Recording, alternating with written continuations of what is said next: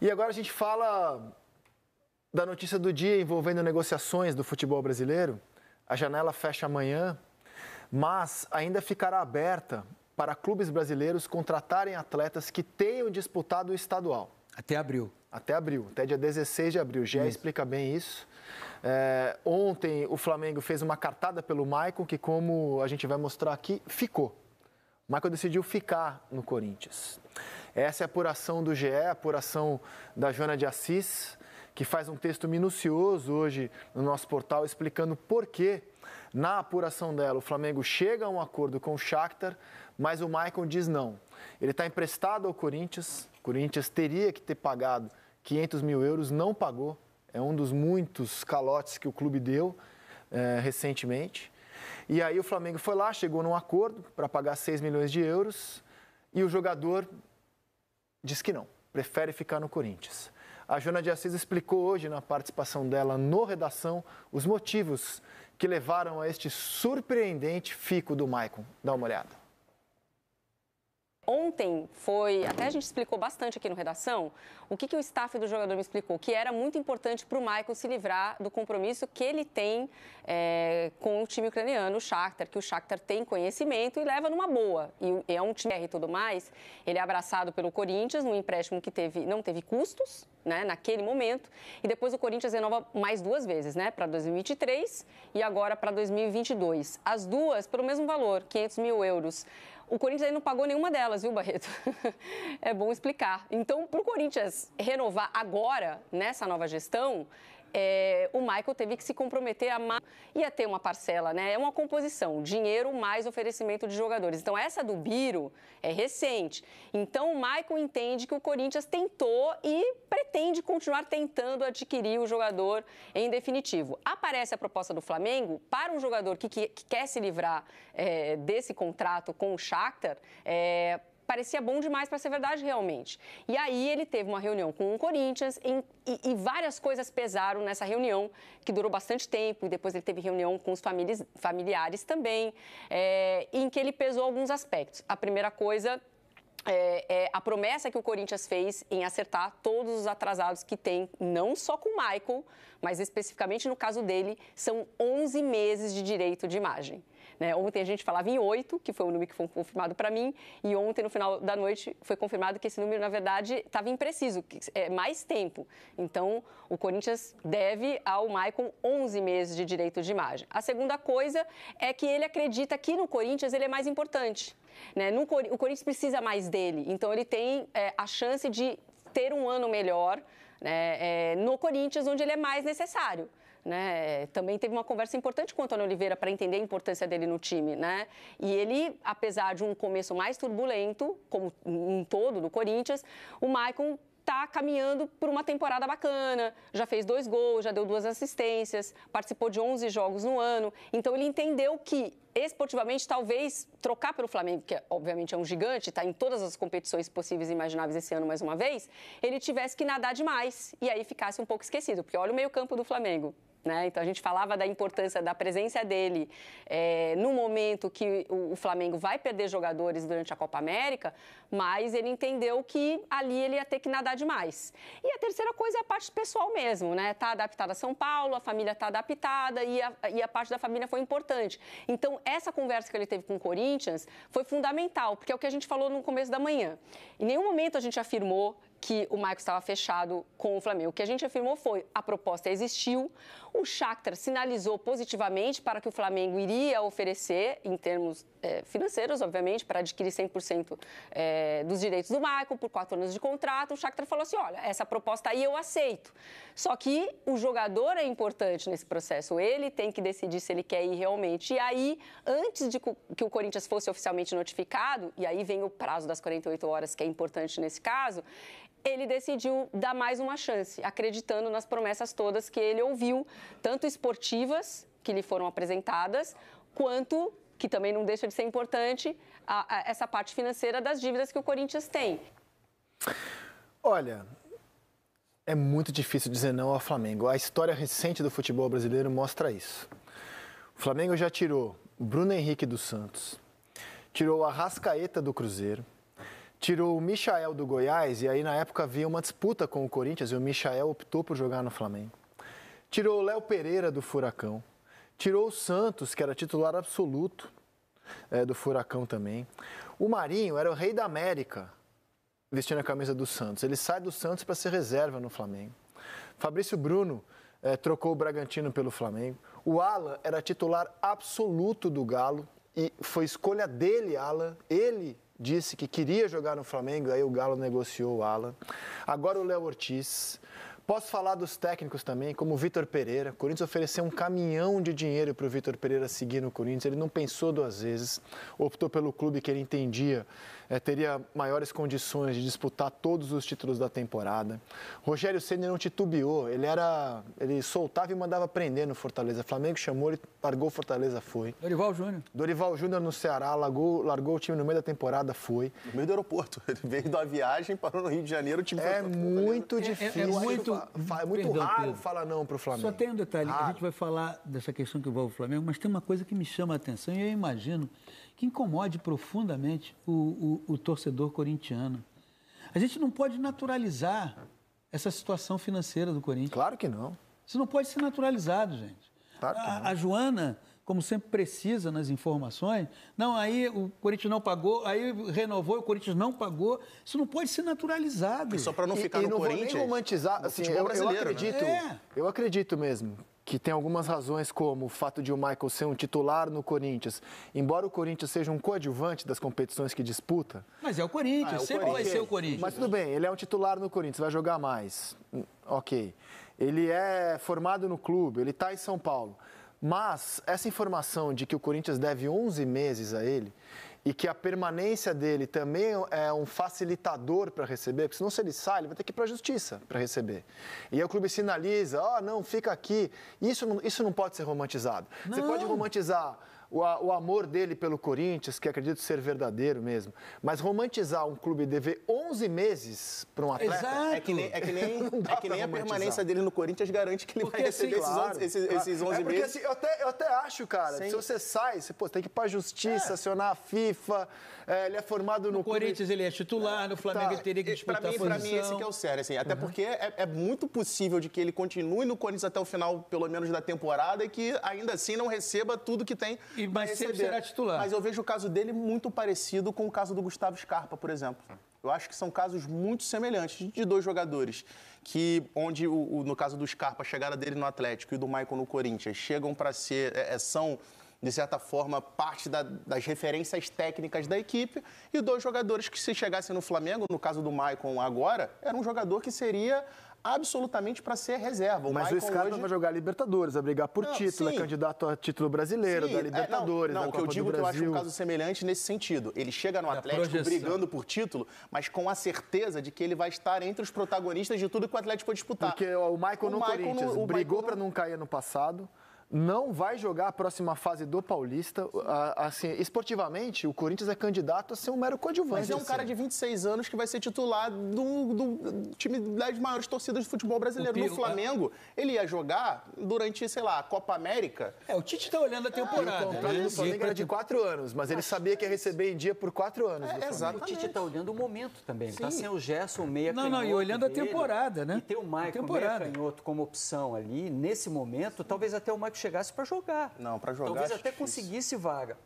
No time titular, acho difícil. Sem o Gerson hoje, sem esse meia canhoto. De La Cruz, cara. O Pulgar, De La Cruz e Arrascaeta. Olhando, para mim, a opção do Maicon... Ele está usando o Luiz Araújo. Assim como você está contratando o Maicon porque ele é uma oportunidade e ele está contratando. Não, mas tem uma carência no O Flamengo está contratando o Maicon porque a carência é muito forte. O Tite já disse isso em várias entrevistas. Ele quer um elenco forte, onde ele tenha 2 jogadores por posição. E a versatilidade. Se você olhar a janela do Flamengo, está contratando mais. Ele mirou jogadores muito versáteis. Léo Ortiz, ele joga dos 2 lados da zaga. Exato. O De La Cruz, ele joga em 3, 4 posições do meio campo. Joga em todas. O Michael também, ele já fez as 4 posições do meio campo no Corinthians. Isso é uma filosofia da comissão técnica. Agora, o que mais me chama a atenção é que se de um lado você tem um clube onde a recusa tem praticamente 0, que é o Flamengo, Por que nenhum jogador recusa jogar no Flamengo? Porque todos querem jogar no Flamengo.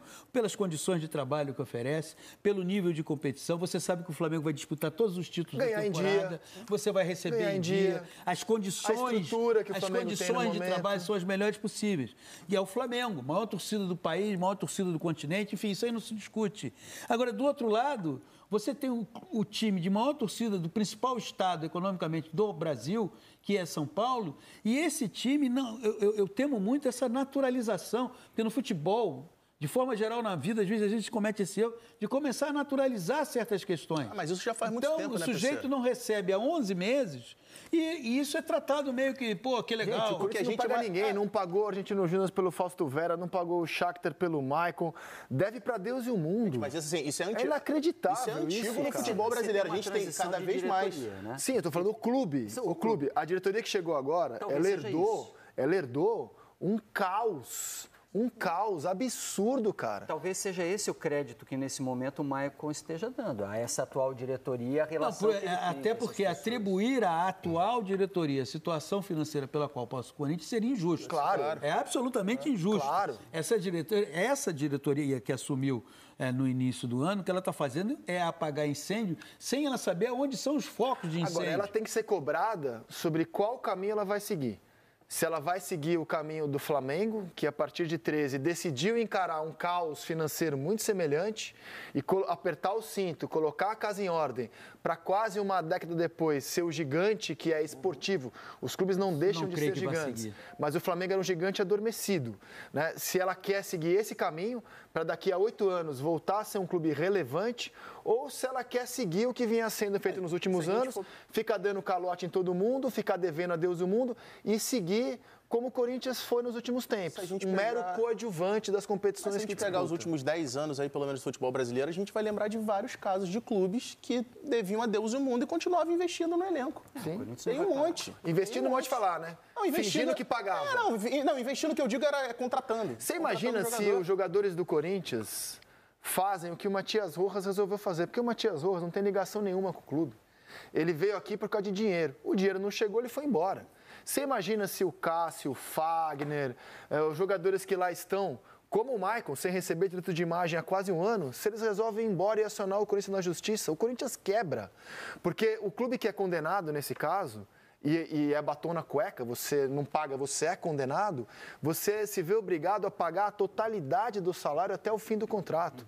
Então o Corinthians vai ter que pagar o Matias Rojas, se condenado for, se não tiver um acordo, 40 milhões de reais. A gente tá falando... que é o salário dele até o fim do contrato. Então dar calote é caro.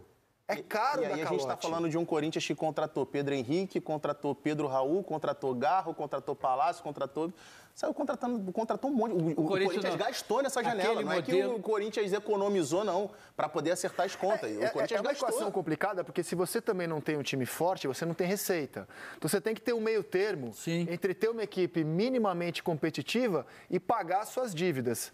É que assim, agora a gente está tendo acesso às informações do ano passado, 11 meses sem pagar direitos. O Matias Rojas não recebeu nenhum mês na integralidade do salário dele, enquanto foi jogador do Corinthians. Nenhum mês. O cara vem aqui por dinheiro. E nenhum dos meses que ele por aqui ficou, pingou o salário todo trabalhador tem direito a receber no final do mês, né? Os caras que tem uma poupancinha boa, ele não deve. Mas mesmo assim, mas cara. Assim, o princípio básico é salário. Claro. Agora o Corinthians... O cara se planeja para ter aquele salário. O salário não pinga, não pode. O grande desafio da atual direção do Corinthians, que, repito, não tem a responsabilidade por essa situação, por esse espólio herdado. Primeiro é assim, o Corinthians não vai fazer aquele ajuste, adotar aquele modelo de ajuste que o Flamengo adotou. Por que não? Eu acho que não vai conseguir fazer. Mas não vai. Deveria, mas não vai. Já tem um exemplo para se mirar, inclusive. Mas não... Se fosse eu, batia na porta da gestão do Flamengo. A gente queria aprender com vocês. O que vocês fizeram? Vocês poderiam ensinar um pouco pra gente? Eu não vejo o Corinthians enveredar por esse caminho. Agora... Mas por que não, PC? Porque entra muito de orgulho. Se é o caminho mais bem sucedido da reconstrução de um clube. Eu digo mais, o Corinthians na minha opinião, é o único clube no futebol brasileiro com condições de fazer o que o Flamengo fez no tempo que o Flamengo fez. Porque é o único clube que tem condição de ter uma arrecadação próxima ao que o Flamengo arrecada. Por exemplo, recentemente, a diretoria do Flamengo foi para a Alemanha, bateu na porta do Bayern, eu quero aprender aqui o modelo de negócio que vocês têm com a Allianz Arena, que eu penso a direção do Flamengo... Qual o problema de você procurar clubes que já colocaram em prática, coisa que você deseja colocar em prática? Esse é o mundo ideal. Vamos para o mundo real, o mundo do futebol brasileiro. O mundo do futebol brasileiro, um clube, dirigente de um clube, não vai chegar e procurar dirigente de outro clube para dizer como é que vocês fizeram. Isso não existe. Eu não estou dizendo que é certo. Ou então lê. Vai ler, vai se informar sobre o que o Flamengo fez. Eles sabem como é que faz. Eles sabem como é que faz. Eles não querem fazer. Exatamente. Mas além disso, eu acho que a saída que se tem é o seguinte: não cometa mais irresponsabilidades. Fecha a torneira. Entende?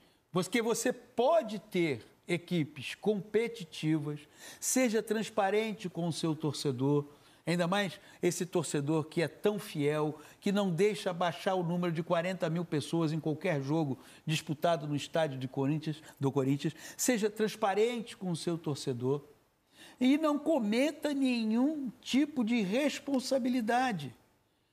Não significa que com isso você não vá ao mercado.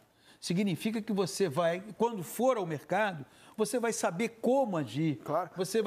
O problema é quando você não vai adotar o que o Flamengo fez.